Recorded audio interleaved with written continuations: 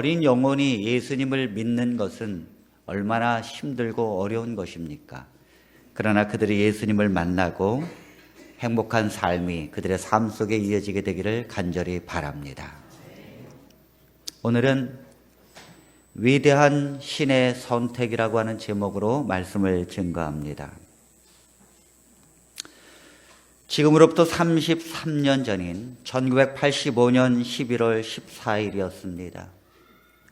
전재용 선장이 이끄는 400톤급 참치잡이 어선은 광명 87호였는데 인도양에서 조업을 마치고 부산항으로 향하고 있었습니다.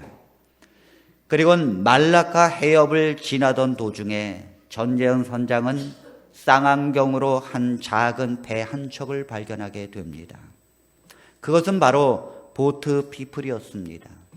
보트 피플이라는 말은 월남이 패망한 이후에 공산화가 된 베트남을 탈출하기 위하여 작은 보트를 타고 바다를 떠도는 난민들을 일컫는 말입니다. 당시 베트남 주변 나라들은 이 보트 피플을 결코 환영하지 않았습니다.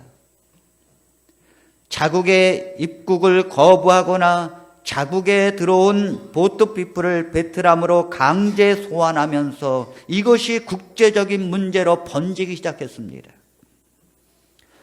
전재용 선장이 발견한 보트 피플에는 모두 96명이 타고 있었습니다. 그는 본국 회사로 난민들을 구조해도 되는지를 즉시 묻게 됩니다. 그러나 회사의 답변은 노였습니다. 그렇지 않아도 벌써 25척의 같은 배들이 구조 허락을 요청했으나 모두 노라고 하는 답변을 얻은 상태였습니다. 그는 회사의 지시를 따라 보트 피플을 그냥 지나치고 맙니다. 혹시나 구해줄까 기대했었던 96명의 난민들은 콩나물 시루와도 같은 작은 배 안에서 자신들을 그냥 지나쳐가는 배를 보면서 그들은 인생을 자포자기하기 시작했습니다. 그리고 약 30분이 지났을 때 그냥 지나쳤던 전재용 선장의 뱃머리가 돌려지기 시작합니다. 그리고 다시 96명이 타고 있었던 보트 피플을 향하여 다가왔습니다. 그가 그 보트 피플을 지나쳐 갔었고 다시 돌아온 그 30분 동안에 무슨 일이 벌어졌을까요? 광명 87호의 전재용 선장은 많은 갈등을 하게 됩니다. 회사의 지시를 따라 지나쳐 오긴 했지만 그들은 언제 죽을지도 모르는 절박한 상황이었다는 것을 알기 때문입니다. 전재용 선장은 선원들을 불러 모아서 긴급회의를 했습니다. 그리고 말합니다. 내 양심상 저들을 놔두고는 도저히 못 가겠다. 난민들을 구조하겠다. 그리고 모든 책임은 내가 지겠노라. 그리고는 전재용 선장과 선원들은 구조한 보트 피플 가운데 여성과 아이들에게 자신들의 침실을 내주었습니다. 그리고 노인과 환자들은 선장실로 모셔와서 그들을 치료하고 보살펴 주었습니다. 그러나 문제는 보트 피플 96명을 태우고 부산항에 도착할 때까지는 10일 이상 걸렸어요. 그런데 그 배 안에는 선장을 비롯해서 선원들이 먹을 25명의 양식과 물만이 있었습니다.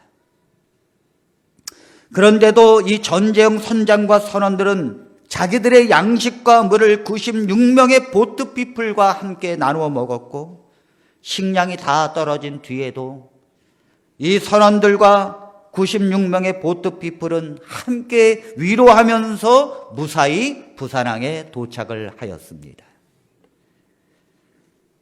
여러분, 이 아름다운 사건을 인해서 박수 한번 보내볼까요?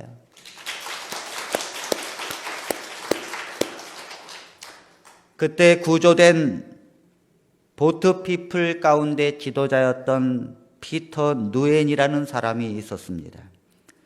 그 피터 누엔은 1년 반 정도의 난민소에서 지내다가 미국으로 건너가서 간호사 일을 했고, 그리고 미국으로 건너온 그의 가족들과 함께 안정된 생활을 살고 있었습니다. 그러다가 문득 오래전에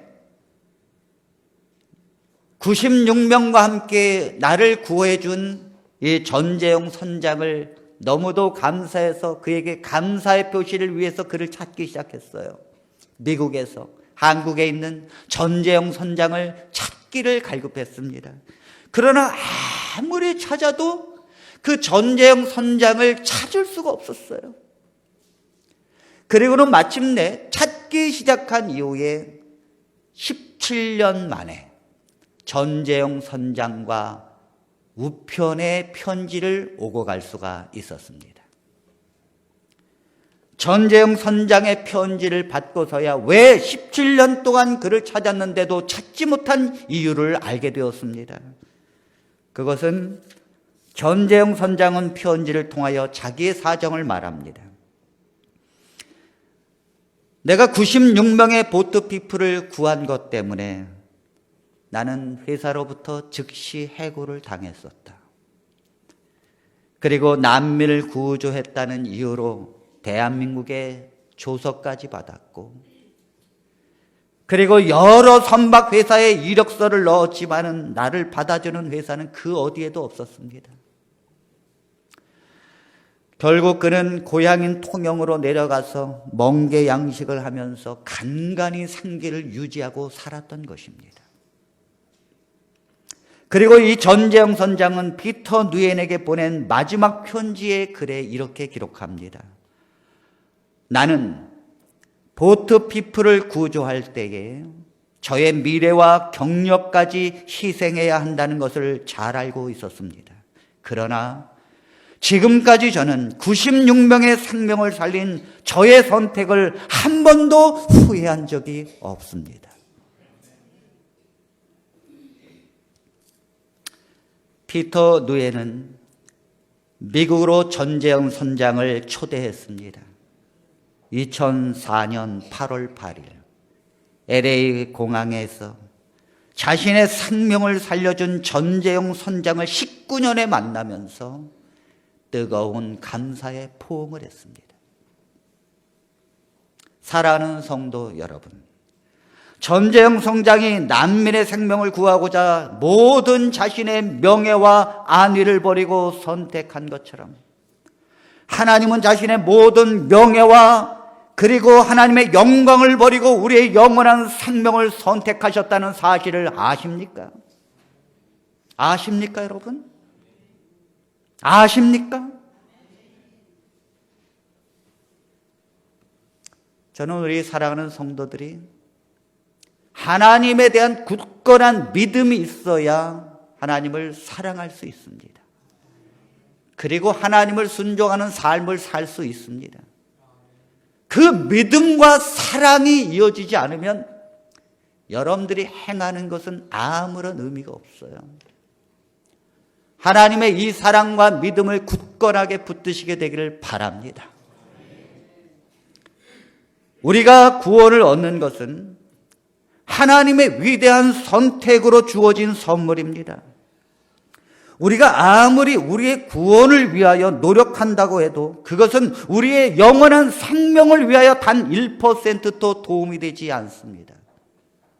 마치 물에 빠져 떠내려가는 개미가 아무리 물장구를 쳐도 한 발자국도 앞으로 나가지 못하면서 떠내려가던 이 개미를 불쌍히 여겨서 한 사람이 손으로 그 개미를 구원해 주듯이 하나님은 우리의 모든 불법과 불의로부터 무조건적이고 완전하신 하나님의 은혜와 사랑으로 우리의 구원을 위하여 하나님은 위대한 선택의 길을 지금까지 오셨다는 사실입니다. 하나님은 그렇게 선택하셨어요.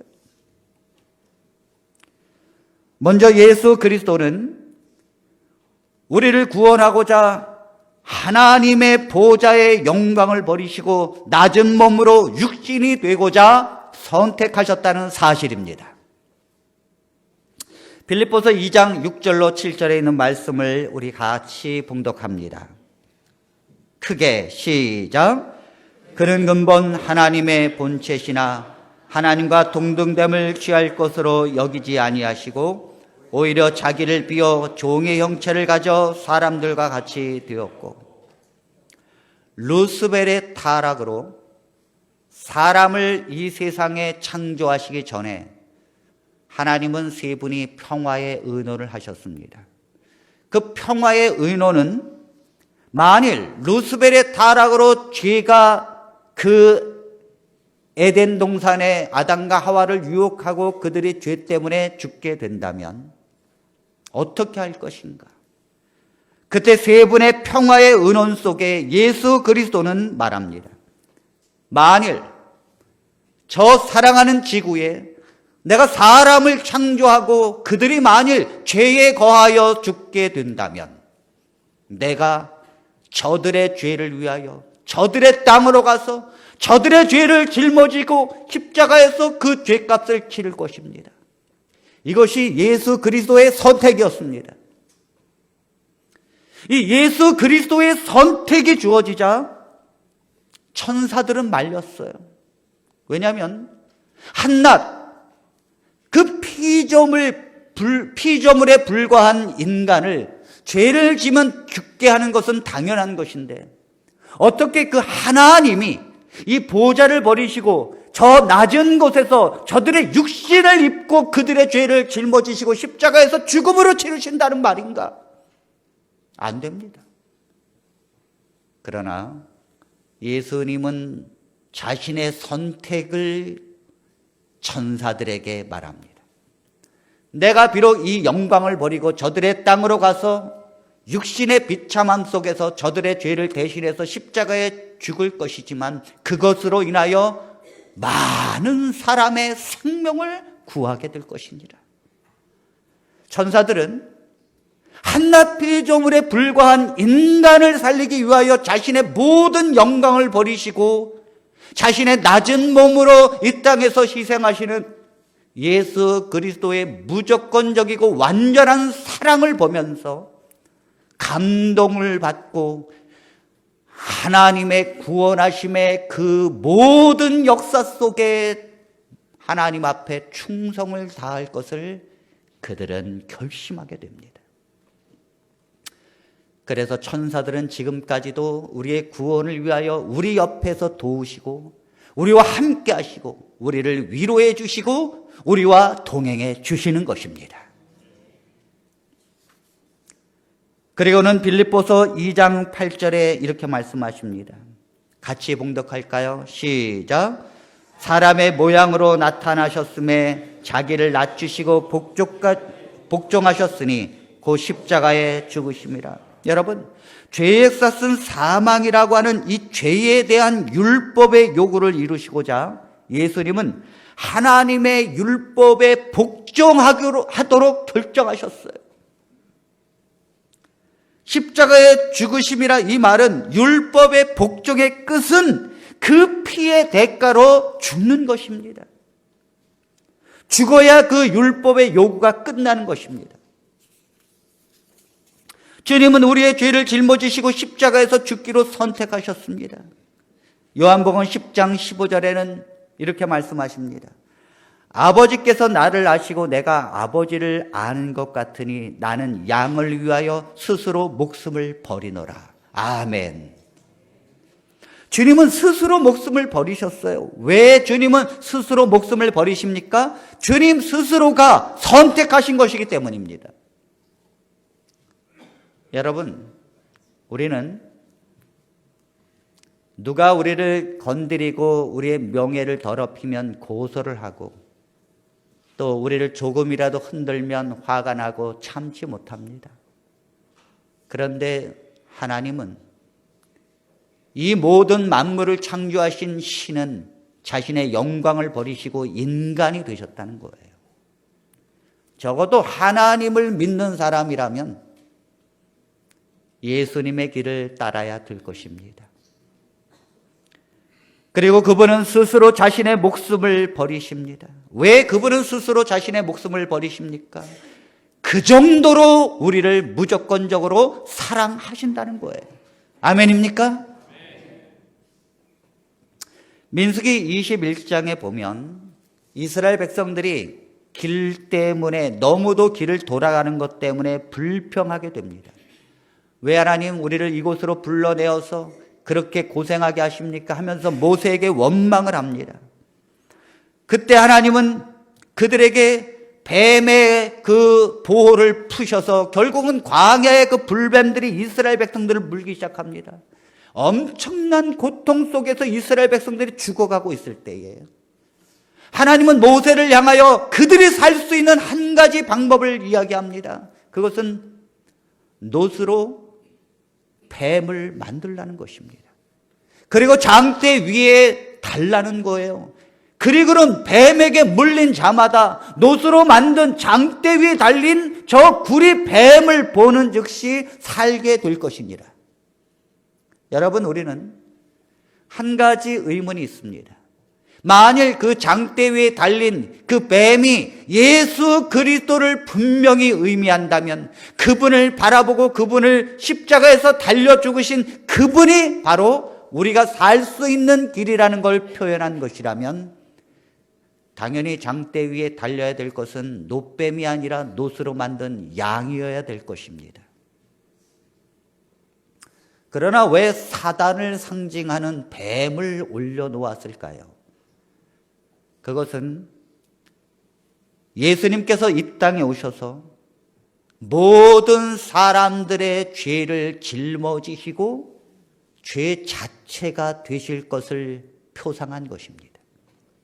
그분은 하나님의 영광을 버리셨을 뿐만 아니라 스스로 목숨을 버리셨을 뿐만 아니라 완전한 죄가 되기로 결정하셨습니다. 그리고 그분은 완전한 죄 자체, 그 죄를 뒤집어 쓰고 십자가에 오르신 것입니다, 여러분. 겟세마네 동산에서 예수님께서 기도하실 때에, 마지막 십자가 직전의 밤에 기도하실 때에 그분은 가장 인류의 큰 기도를 하십니다. 그것은 모든 죄를 나에게 옮겨달라는 기도였어요. 인간이 가지고 있는 원죄, 여러분들의 마음속에서 계속해서 우리를 죄된 삶을 살게 하는 그 원죄, 내가 원치도 않는데 내 삶을 하나님과 반대 방향으로 가고 있었던 그것을 예수 그리스도께서 자신에게로 옮기고 계셨습니다. 여러분, 정말로 모든 인류의 죄가 예수님에게로 전가되어졌을 때 주님은 100%의 우리와 같은 인간의 몸으로 그 모든 죄가 짊어졌을 때 너무도 감당하고 힘든 것이었어요. 육신이 그것을 견디지 못했기 때문에 심장이 파열이 된 것입니다. 한 사람이 그 가지고 있는 그 한 사람의 속에 있는 죄가 얼마나 많은 죄된 삶을 살게 합니까? 한 정신의과 의사가 이런 말을 했어요. 사람은 하루 동안에 몇 가지의 생각을 할까? 여자들이 설거지하면서 몇 가지의 생각을 할까? 5만 가지의 생각을 합니다. 하루 동안에 사람이 생각하는 가지수가 5만 개라는 거예요. 여러분, 밥 먹을 때 내가 국을 먹어야 될까? 저 반찬을 먹어야 될까? 콩나물을 먼저 먹을까? 김치를 먹을까? 생각하면서 선택하며 가잖아요. 인간은 하루에 5만 개의 생각을 하는데 그 중에 80%는 부정적인 생각을 한다는 것입니다. 인간은 하루에도 거의 4만 개 정도의 죄를 지으면서 행동으로 옮겨지고 말하고 하는 모든 죄들은 다 뭐예요? 우리 속에 있는 죄가 그 엄청난 죄의 삶을 살게 한다는 것입니다. 그런데 이 모든 죄가 우리 속에 그 죄가 씨앗이 있어서 우리를 죄된 삶을 살게 하는 이 모든 가장 힘이 있는 이 죄의 능력의 씨가 예수님에게로 다 옮겨졌을 때 과연 그분은 그것을 어떻게 감당할 수가 있을까요? 여러분도 우리 모두가 한 가지의 죄를 져도 그것 때문에 양심의 가책을 받아서 잠을 못 이루는 것이 우리인데 그 모든 것을 짊어지신 예수님은 얼마나 그것이 무거웠겠습니까?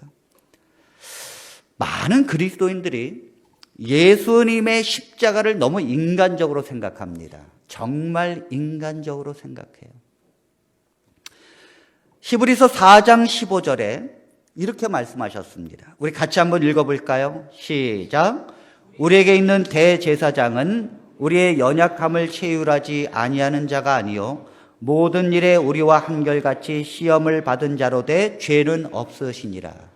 자, 예수님께서 우리와 한결같이 시험을 받았다고 했습니다. 이걸 너무 인간적으로 생각합니다. 그래서 내가 받는 시험 예수님께도 당하셨다고 생각해요. 예수님은 시련에 빠져서 배신당하고 여자가 돌아서서 가서 한강물에서 빠져 죽을까 고민하던 그런 시험을 당하지 않으셨어요.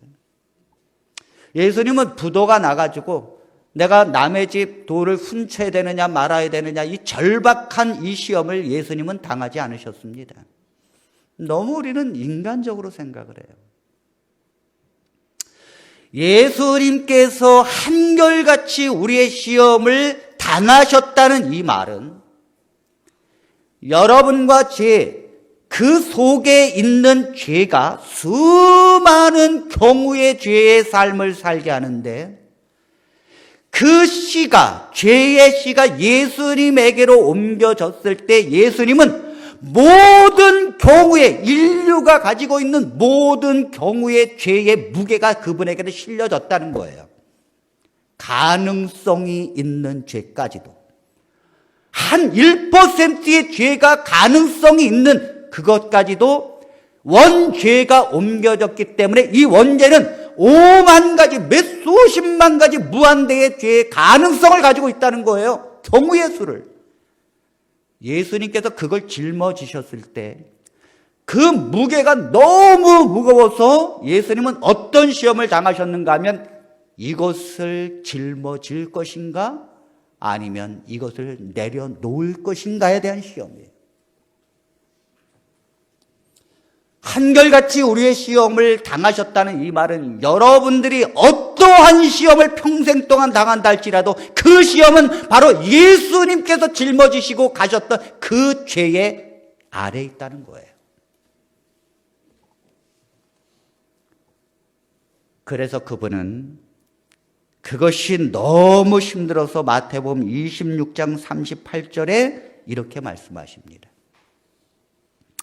이에 말씀하시되 내 마음이 심히 고민하여 죽게 되었으니 너희는 여기 머물러 나와 함께 깨어 있으라 하시고 너무 고민이 됐다는 거예요. 이 고민이 뭡니까? 심장이 파열될 정도로 이 죄의 짐이 무거울 때 이거를 버릴 것인가 내가 끝까지 짊어질 것인가에 대한 고민이에요. 예수 그리스도는 이미 하나님의 보좌를 버리고 이 땅에 와서 내가 그걸 짊어질 것을 선택하셨어요. 한 번도 예수님은 자신의 선택을 바꾸지 않았습니다. 한 번도 자신의 선택을 후회하지 않았다는 거예요. 겟세마네 동산에서 정말 실제로 그 죄가 옮겨지고 있을 때 예수님은 자기의 심장이 파열되면서도 끝까지 고민해 죽게 되는 그 순간까지 주님은 그것을 놓치지 않았다는 사실입니다. 39절에 예수님은 이런 기도를 하십니다. 같이 봉독합니다. 시작. 땅에 엎드려 기도하여 가라사대 내 아버지여 만일 할만하시거든 이 잔을 내게서 지나가게 하옵소서. 그러나 나의 원대로 마옵시고 아버지의 원대로 하옵소서. 이 말은 여러분 100% 인간이 되신 예수님은 인간적으로 흔들리셨을 것입니다. 너무도 무겁고 힘들기 때문에 하나님께 이러한 기도를 합니다. 정말로 이것이 너무 무겁고 힘들어서 인류를 살 수 있는 길이 다른 길이 있다면 내가 죽음으로 가는 길만큼은 피하게 해 주십시오. 그러나 내 뜻대로 마옵시고 아버지 하나님의 뜻대로 해달라고. 이 말은요, 예수님은 이미 하늘에서 인간이 죄를 짓는다면 내가 저들의 땅으로 가서 저들의 죄를 짊어지고 십자가에서 그 죄값을 치르겠습니다 결정하시고 선택하셨거든요. 아버지의 뜻대로 해달라는 말은 하나님이시여, 내가 지금 육신이 너무 연약하고 완전한 육신의 힘으로 감당할 수가 없습니다. 나는 이 잔을 피하고 싶습니다. 그러나 아버지요, 내가 예전에 평화의 의논 때에 내가 아버지와 함께 결정했었던 것을 기억하십시오. 그 아버지 하나님과 내가 뜻을 함께 했었던 그 아버지의 뜻대로 해달라고. 아멘.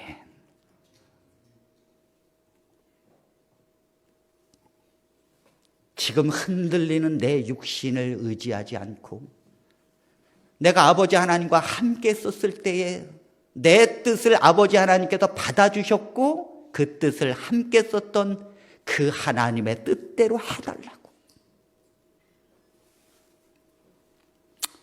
여러분, 이제 그 선택은 예수 그리스도의 선택에서 아버지 하나님의 선택으로 넘어왔습니다.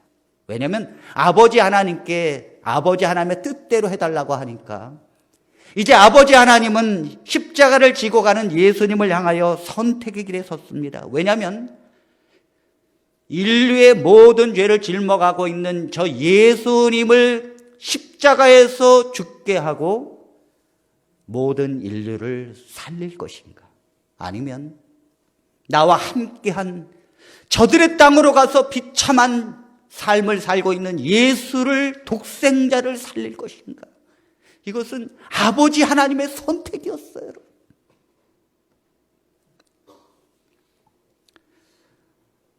사랑하는 성도 여러분, 예수님께서 십자가에 달려 돌아가셨을 때 그 십자가 위에 오르는 순간, 그리고 십자가에 매달린 순간 예수님은 굉장한 큰 괴로움을 경험하게 됩니다.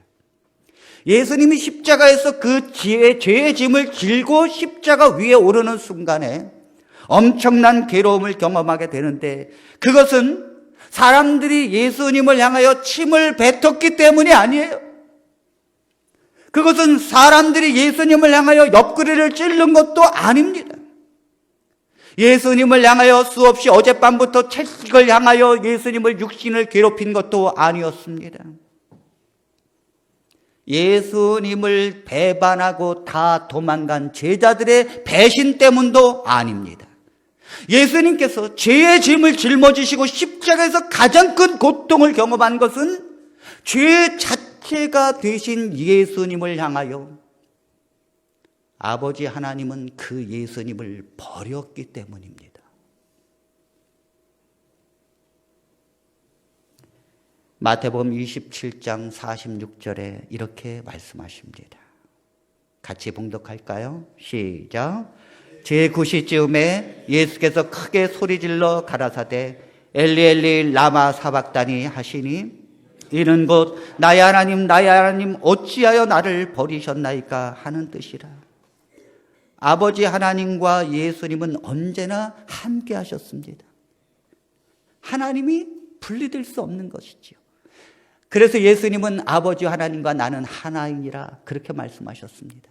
단 한순간 아버지 하나님과 예수님이 분리되는 순간은 끝까지 우리의 죄를 짊어지시고 십자가에서 놓지 않는 예수 그리스도가 죄 자체가 되셨을 때 아버지 하나님은 예수님을 버리셨습니다. 여러분, 왜 하나님 아버지가 예수님을 십자가에서 죽였습니까?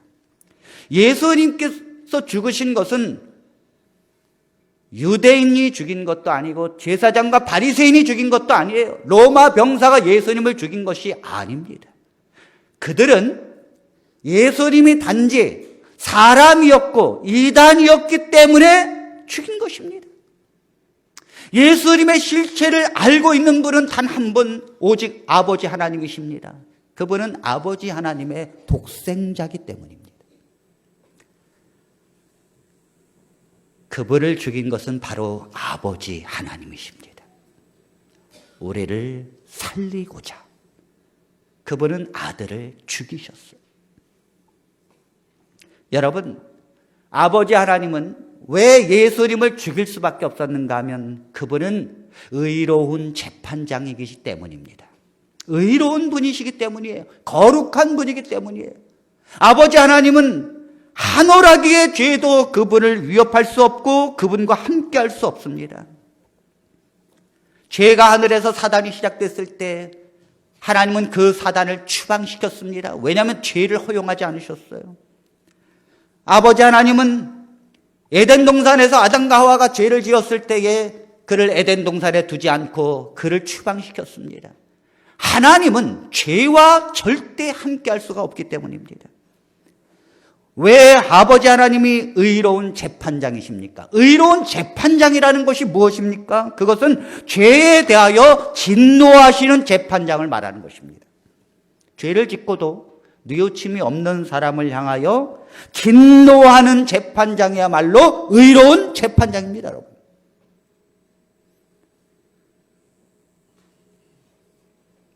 예수님은 하늘에서 아버지 하나님과 의논했습니다. 아마도 평화의 의논을 이렇게 했을 것입니다. 십자가 위에서 죄를 짊어지고 가시는 예수님을 죽일 것인가 살릴 것인가를 아버지 하나님이 결정하고 선택해야 하는 순간 분명히 죄를 짓기 전에, 인간을 창조하기 전에 아버지 하나님과 예수 그리스도가 하늘에서 평화의 의논을 했던 것을 아버지 하나님은 기억했을 것입니다.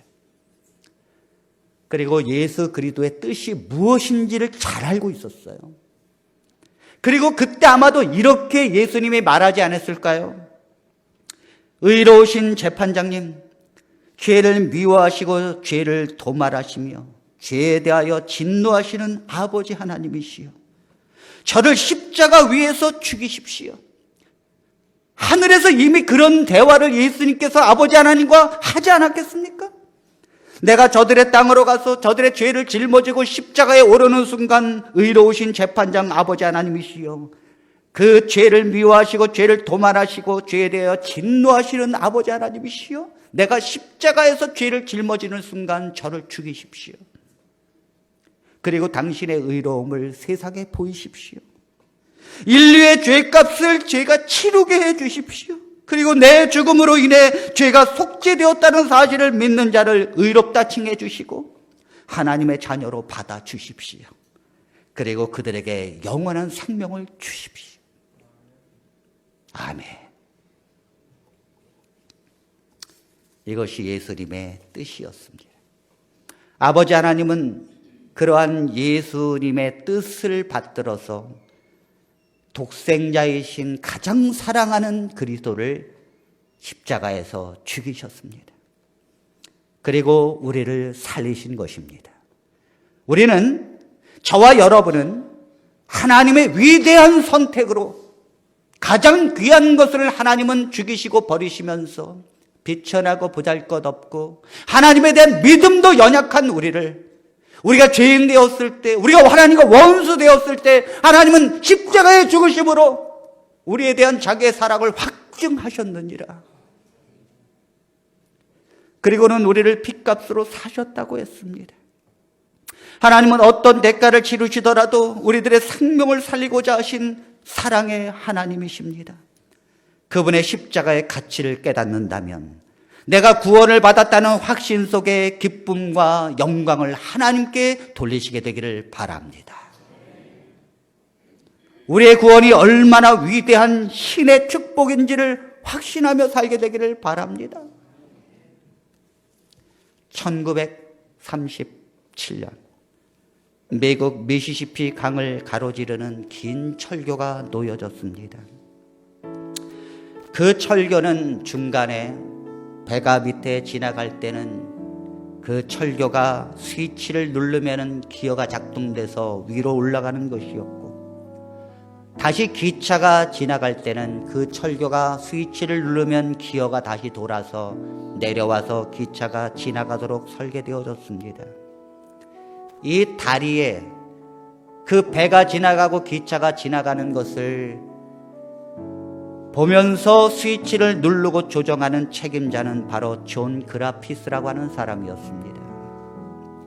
마침 이 존 그라피스는 어느 휴일날 자기의 사랑하는 외아들 7살 된 그레그라고 하는 아들이 아버지가 근무하는 곳을 찾아왔어요.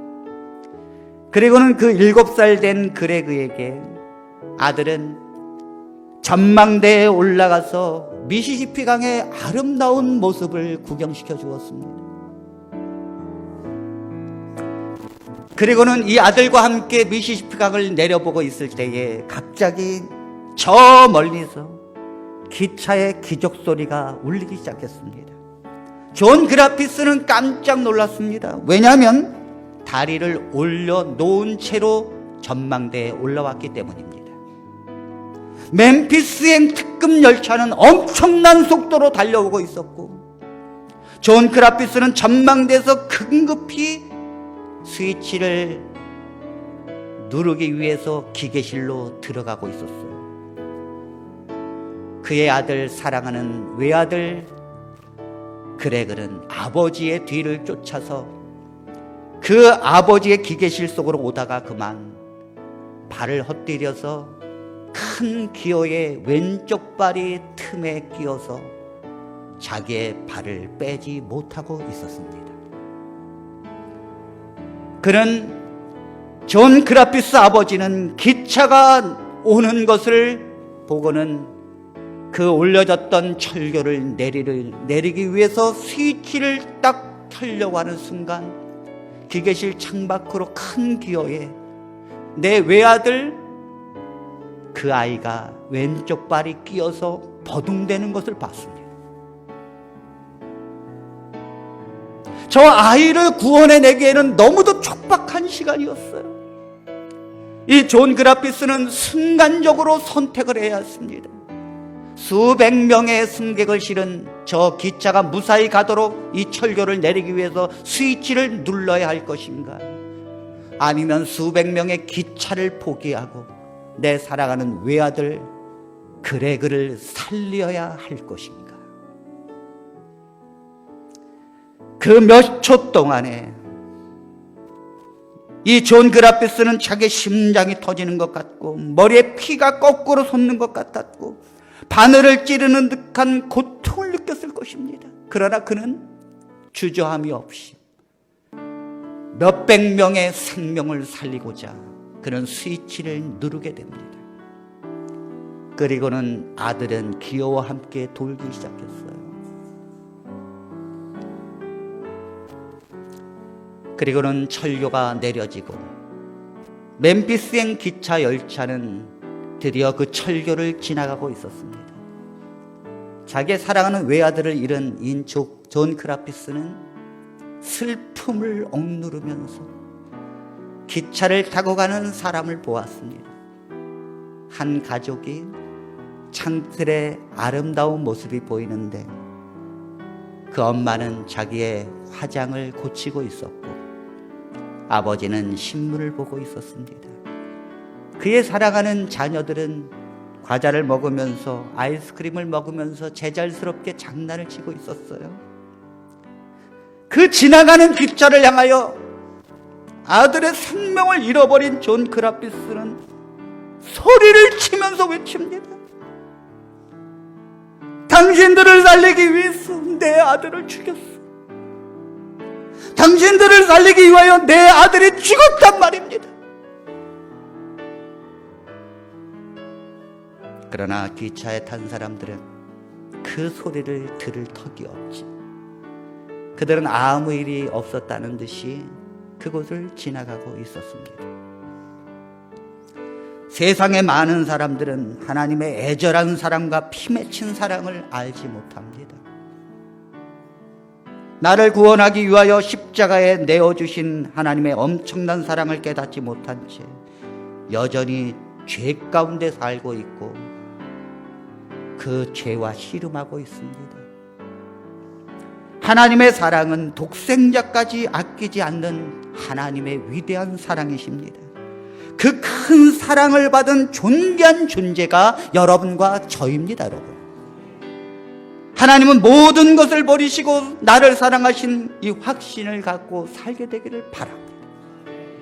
내 생명은 하나님의 가장 위대한 선택에 의해서 주어졌다는 사실을 기억하시고 나의 가치를 하나님의 가장 소중하고 가장 위대한 걸 버리면서 선택한 것이 나라고 하는 사실을 깨닫는 성도라면 과연 그가 하나님을 따르고 하나님의 길을 가는 것이 어렵겠습니까?